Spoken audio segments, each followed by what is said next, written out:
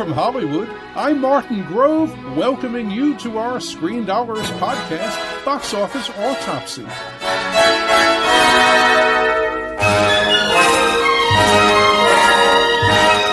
Right now, we'll look at the movie marketplace and analyze how things are going and where they're going, sharing some opinions from my perspective after decades of talking about Hollywood on CNN Entertainment Tonight and as a Hollywood Reporter columnist.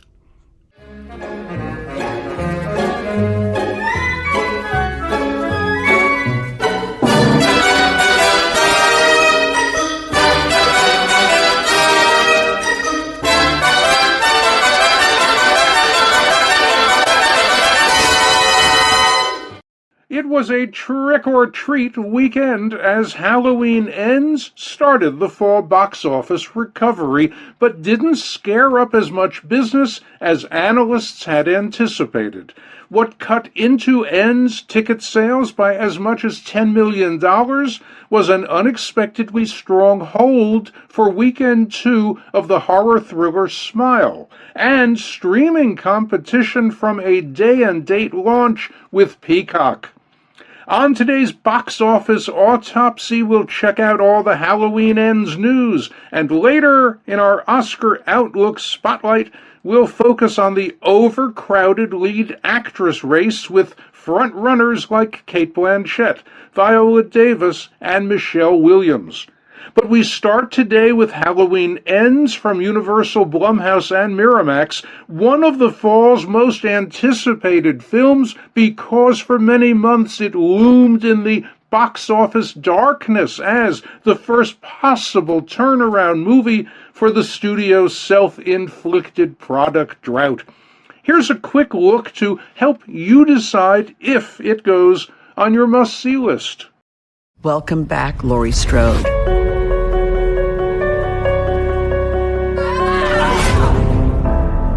She gave it all, her heart, her soul, her blood. But that bubble burst because Michael comes back. Anything that's gonna look raw and brutal. As long as it doesn't look like a movie fight, I will be happy. These are it. I love being a member of a crowd. Love it. I'm gonna clean my glasses with your shirt. That sort of deep companionship and friendship. Sharing lots of information with me today. It will be difficult to say goodbye to Laurie Strode. It's her legacy, and it's now part of ours. Jamie Lee Curtis of Halloween. It's been an emotional movie for me, to be honest. Thank you.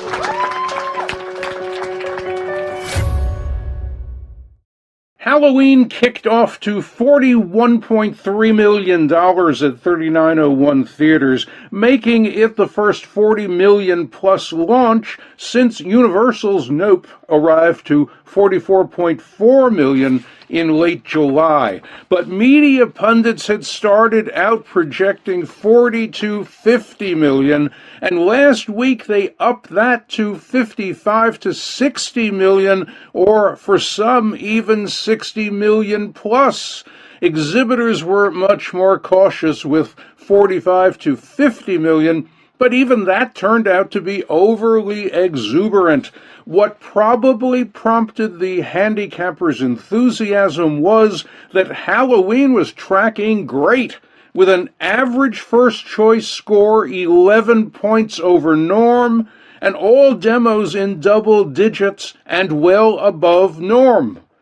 Critics on Rotten Tomatoes hate it with 40%, but reviews don't make much difference for horror films. Audiences on RT are 57%, which doesn't point to great word of mouth.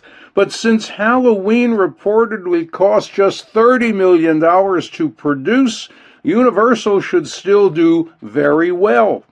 Halloween's day and date opening with Peacock wasn't seen as a likely problem because as one of the newest streamers, Peacock doesn't yet have a huge subscriber base. It's reportedly around 15 million. But as things turned out, it's big enough now to cut into ticket sales. Meanwhile, at Peacock, Ends has a very happy ending. It's the streamer's most watched movie or series ever over a 2-day period per Universal. What also hurt Ends was unexpected competition from Paramount's horror hit Smile, which came in second with 12.4 million at 3,612 theaters, down only 33% in weekend 2. It's done 71.2 million domestic. Horror fans are keen on Smile because it's fresh original genre material versus Ends being the latest, and perhaps the last, episode in a horror franchise that started 44 years ago. Smile is 78% with both critics and audiences on Rotten Tomatoes. The box office recovery Halloween just began won't end here. Next weekend will bring theaters Warner Brothers and New Line's PG-13 superhero event, Black Adam. That's recovery round 2. The early buzz was for a $55 to $60 million launch at about 4,000 theaters, but Hollywood handicappers are now bumping that up to 75 to 80 million as the tracking scores escalate. Adam, which will take a big bite out of Halloween's second weekend, will have great playability and lots of theatrical runway as October unwinds. It helps that Adam's not opening day and date with streaming, and its wide competition isn't anything to worry about. Universal, working title, and Smokehouse Pictures' PG-13 rom-com Ticket to Paradise is really counter-programming for adult women. Its average first-choice tracking is 3 points below norm, and women over 25 are the only demo that wants to see it. Media analysts were thinking 10 to 12 million at about 3,000 theaters. Some boosted that recently to 15 to 20 million, but the tracking really doesn't look that good right now. And neither does the early critics score of 69% on Rotten Tomatoes. This sneak peek should help you decide if you want to see it or skip it. Mom, Dad, this is G'day. Om Swastiastu, Pa. Om Swastiastu, Me. Om Swastiastu, G'day. Hey. You learned that to make me look bad. You don't need my help there. Mr. and Mrs. Cotton, I welcome you to my country and soon to my home. Mrs. Cotton is his mother. You can just call me Georgia. Oh, as you wish, Georgia. Yeah, I'm good with Mr. Cotton. Georgia, perhaps I can give you a lift? Let's do it. See you there. Isn't he amazing? Only if he drops her. God. Come on, let's go. Meanwhile, Exhibitor's real Ticket to Paradise won't hit theaters until next weekend's opening of Warner Brothers and New Line's PG-13 superhero event film Black Adam.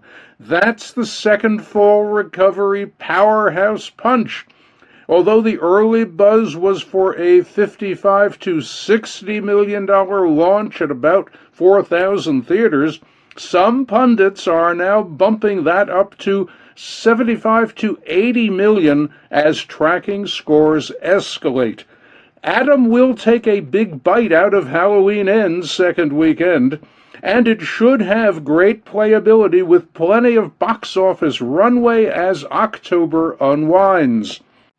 Here's Dwayne Johnson explaining why he wanted to make Black Adam.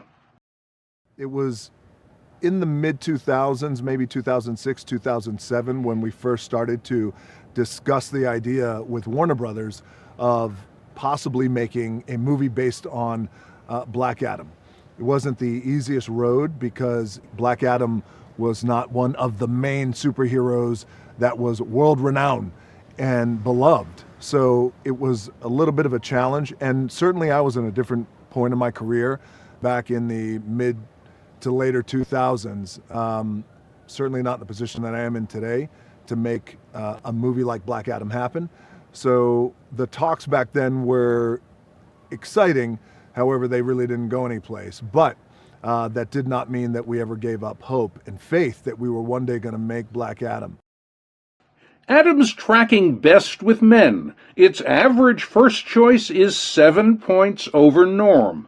Older men are best with 15 points over norm. Younger men are 12 points over norm. Older women are 3 points over norm, and younger women don't care. They're 1 point below norm. It definitely helps that Adam's average total awareness is 25 points over norm, signaling that the Warner Brothers New Line marketing campaign is working very well. Here's Dwayne Johnson in action as Black Adam. I told you, stop killing people. They look alive to me. Because I saved them. Well, that's why I waited until you were there. I got the information I needed. No one died. I did it your way. He does have a point. I know it got lost in all the confusion, but we still have some issues to settle here. There are only heroes and there are villains. You think yourself a hero, but you would let these criminals go free. Heroes don't kill people. Well, I do. In Adam's second weekend, October 28th, it will face no significant new competition. Lionsgate's PG-13 thriller Prey for the Devil is tracking not so hot, with an average first-choice score that's 3 points below norm. All its demos are below norm. The weekend will also bring 2 awards contender dramas, Tar from Focus Features and Till from United Artists releasing MGM and Orion Pictures. Neither of those will hurt Adam, but they both have their sights set on Oscar nominations, and they quite possibly could wind up competing in the Best Actress race. And speaking of Best Actress hopefuls, it's time to fire up our Oscar outlook with about 25 contenders being talked about and only 5 available noms. Oscar's Best Actress race is among the most challenging. Here's a quick alphabetical look at 5 frontrunners generating the best buzz. Cate Blanchett in Tar from Focus Features gives a tour de force performance as composer-conductor Lydia Tarr, the first female music director of a major German orchestra. Blanchette has won 2 Oscars, lead actress in 2014 for Blue Jasmine and supporting actress in 2005 for The Aviator. Her advantages include critical acclaim, 97% on Rotten Tomatoes, playing a real-life character, having a gender-driven storyline, and likely appeal to European Academy members. It opens wide October 28th. Viola Davis in The Woman King from Sony and TriStar plays General Naniska, who's training the next generation of 1800s female warriors to protect the African kingdom of Dahomey. Davis has won 1 Oscar, supporting actress in 2017 for Fences. Her advantages include critical acclaim, 95% on Rotten Tomatoes, diversity, playing a real-life character, and a gender-driven storyline. It opens September 16th, and it's still playing well. Danielle Deadwyler in Till from United Artists releasing MGM and Orion plays the mother of teenager Emmett Till, who was murdered in a 1955 lynching. She vows to expose the racism behind his death and works to see his killers brought to justice. This would be Deadwyler's first Oscar nomination. Her advantages include critical acclaim, an early 100% score on RT, diversity, playing a real-life character, and a gender-driven storyline. It goes wide October 28th. Michelle Williams in The Fabelmans from Universal and Amblin Entertainment plays Sammy Fabelman's mom in this biodrama based in part on director and co-screenwriter Steven Spielberg's Childhood in Arizona. Williams is a four-time Oscar nominee, supporting actress in 2017 for Manchester by the Sea, lead actress in 2012 for My Week with Marilyn, lead actress in 2011 for Blue Valentine, and supporting actress in 2006 for Brokeback Mountain. Her advantages include critical acclaim, an early 94% score on RT, and playing a character based on a real person who's very well liked by Academy members. It opens wide November 23rd. Michelle Yeoh in Everything Everywhere All at Once from A24 stars in an action-adventure comedy where Yeoh, as an aging Chinese immigrant, is in a wild adventure trying to save the world by exploring other universes and the lives she could have led. This would be Yeoh's first Oscar nomination. Her advantages include critical acclaim, 95% on RT, diversity, and a gender-driven storyline. It opened last March and did over $97 million worldwide. As likely as those 5 front-runners are to nab noms, others are snapping at their high heels. Olivia Colman in Empire of Light from Searchlight Pictures plays a woman with a complicated past working now at an old cinema in a southern England coastal town in the early 1980s. When a young man is hired, the two find an unlikely attraction and discover the healing power of movies.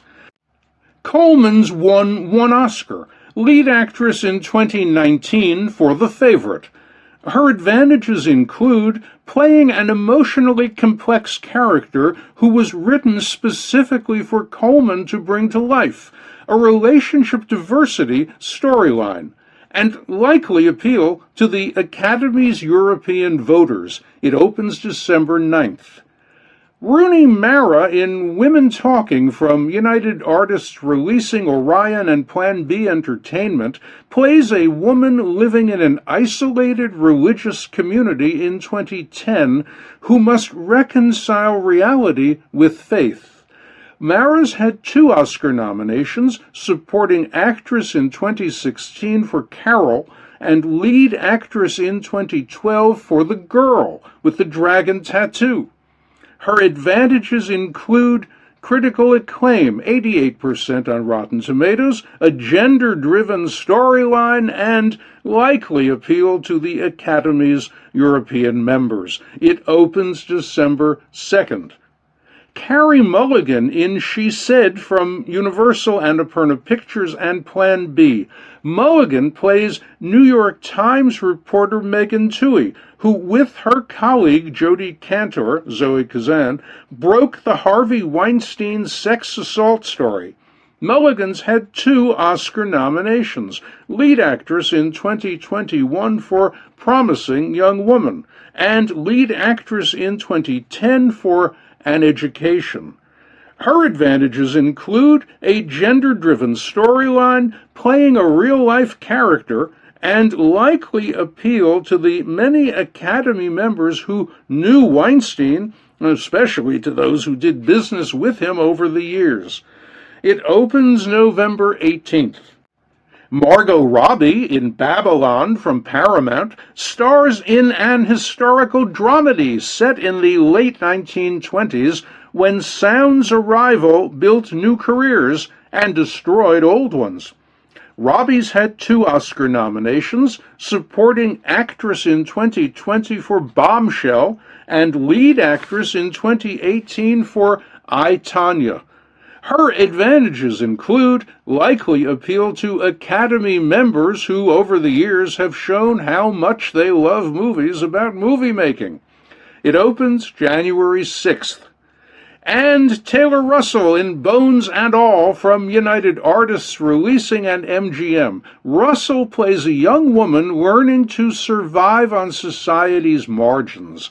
This would be Russell's first Oscar nomination. Her advantages include critical acclaim, 90% on RT, diversity, and a gender-driven storyline. It opens November 23rd. And that's a wrap for today's Box Office Autopsy. We'll return next week to see how Black Adam opens, and we'll have our Oscar Outlook Spotlight focused on the latest awards action. So please join us again then, and thanks very much for listening.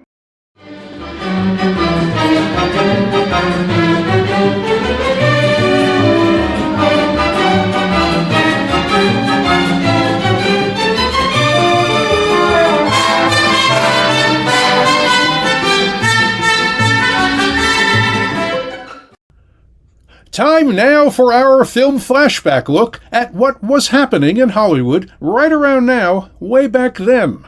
Let's set today's time travel dial for October 17th, 1956.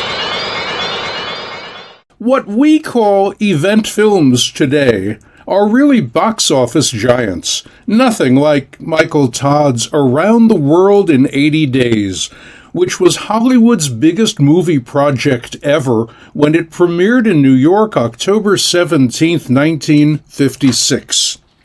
It cost what was then an event size $6 million to produce. Filming was done in 13 countries on 112 locations with 146 sets. In Hollywood, shooting took place at 20th Century Fox, RKO, Universal International, Warner Brothers, and Columbia Pictures. Todd, a born showman and the definition of a controlling producer, insisted that 80 Days be released as a roadshow in his own 70mm widescreen process, Todd AO. He told exhibitors to market 80 Days just like a Broadway show, with reserved seats, playbills as people walked in, and soundtrack albums and souvenir programs for sale in lobbies. He also got exhibitors to remove theater clocks and to close concession stands so as to keep moviegoers seated until the 179-minute movie's built-in 3-minute 27-second intermission began 2/3 of the way in. After starting production with a $3 million budget, Todd almost ran out of money. Fortunately, he showed his existing footage to United Artists and got an immediate thumbs up for funding and distribution. 80 Days became a legendary event, playing from 1956 to 59 at Broadway's 2,092-seat Rivoli Theater, with full houses for 15 months. There were 1,564 performances, with 2.2 million moviegoers and $4.9 million in ticket sales. With the staggering success of the roadshow engagements in major markets, 80 Days didn't go into general 35mm release until 1958. When Todd met an untimely death in a private plane crash, March 22, 1958, his masterpiece had already grossed $33 million. It went on to do $42 million. Among 80 Days stars were David Niven, Cantinflas, and Shirley MacLaine.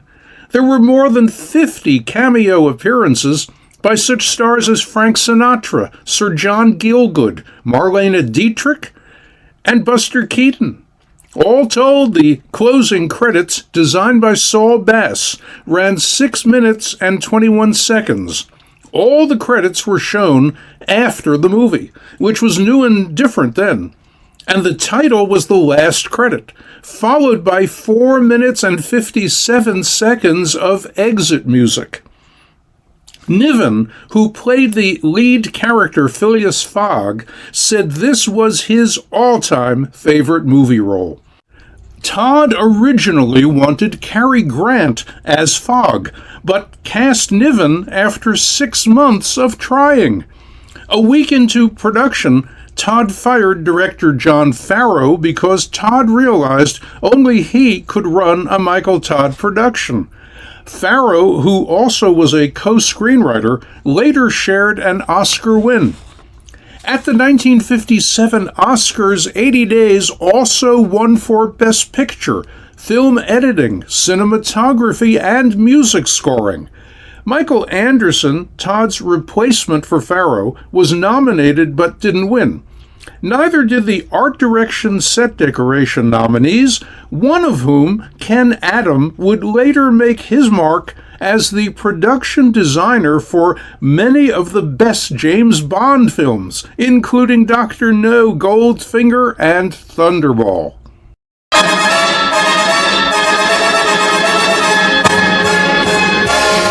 And that's it for today's podcast. Thanks for listening. We'll be back with another box office autopsy next week. In Hollywood for Screendollars, I'm Martin Grove.